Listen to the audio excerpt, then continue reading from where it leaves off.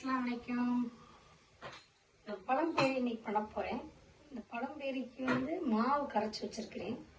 மைதா and அரிசி மாவு, kesari colour, உப்பு, கொஞ்சம் சர்க்கரை, வாட்ரு, கொஞ்சம் பேக்கிங் சோடா எல்லாம் போட்டு மாவு கரைச்சி ரெடியாக வச்சுருக்கிறேன்.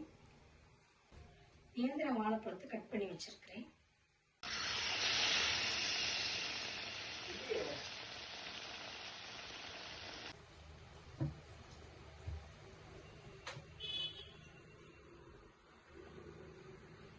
கோகோனட் ஆயிலில் ஃப்ரை பண்ணி பாருங்கள், ரொம்ப டேஸ்டியாக இருக்கும்.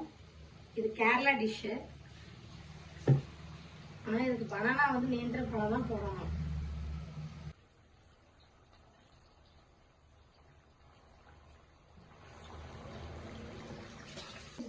இது பாருங்கள், நல்ல கோல்டன் ப்ரௌன் ஆயிடுச்சு.